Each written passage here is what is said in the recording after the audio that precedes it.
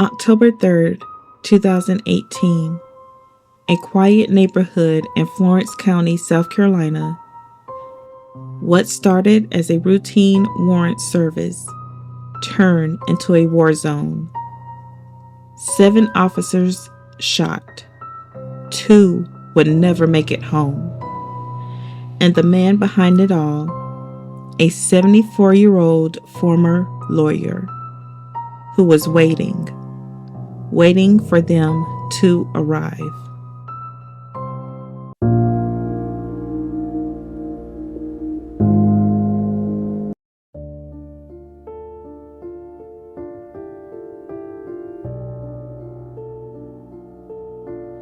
The man at the center of this case was Fred Hopkins, a Vietnam War veteran, once an attorney, a man who on paper had lived several lives. But behind that resume was a very different story. In the 1980s, Hopkins was disbarred from practicing law, accused of misconduct involving client funds. His fall from grace was quiet, but permanent. Over the years, neighbors would describe him as distant, private, unpredictable, not violent, not dangerous, at least not yet.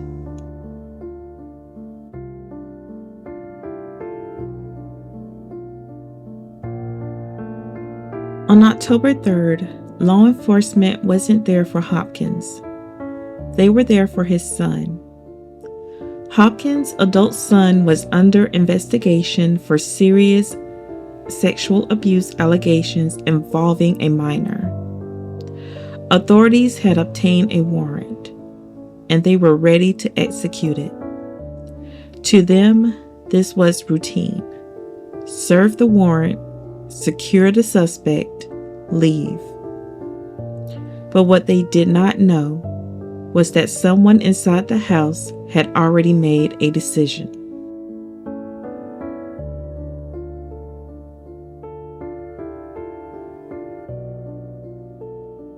Without warning, gunfire, rapid, precise, relentless. Officers were hit almost immediately. They weren't facing a confused homeowner. They were walking into a planned ambush. Investigators later confirmed Hopkins used a military-style rifle, firing from inside the home. Positioned, covered, prepared. This wasn't panic. This was control. 7 officers were shot, among them Terrence Caraway and Farrah Turner. Officer Caraway was killed at the scene. Investigator Turner would fight for her life, but later succumbed to her injuries. Some officers could not move, pinned down by gunfire, bleeding, waiting, hoping backup would arrive in time. It would take an armored vehicle to reach them, to pull them out, to save who they could.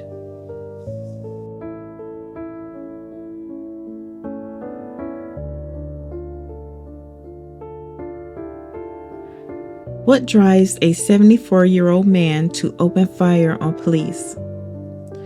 Prosecutors would later argue that this was premeditated, that Hopkins knew they were coming and chose to meet them with violence. Not fear, not confusion, a decision. Eventually, the shooting stopped. Hopkins surrendered. He was alive. He would face 2 counts of murder, multiple counts of attempted murder. In 2023, he pled guilty. No trial, no jury, just an outcome. 2 life sentences, plus 150 years. The community of Florence would never be the same. 2 lives lost, families shattered, a department forever changed.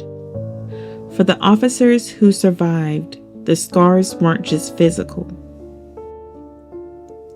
In April 2026, Fred Hopkins died in prison.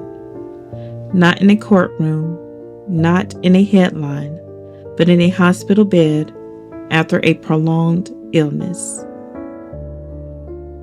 A quiet neighborhood, a routine warrant, a moment that turned into tragedy, and a reminder that sometimes the most dangerous threats are the ones waiting behind closed doors.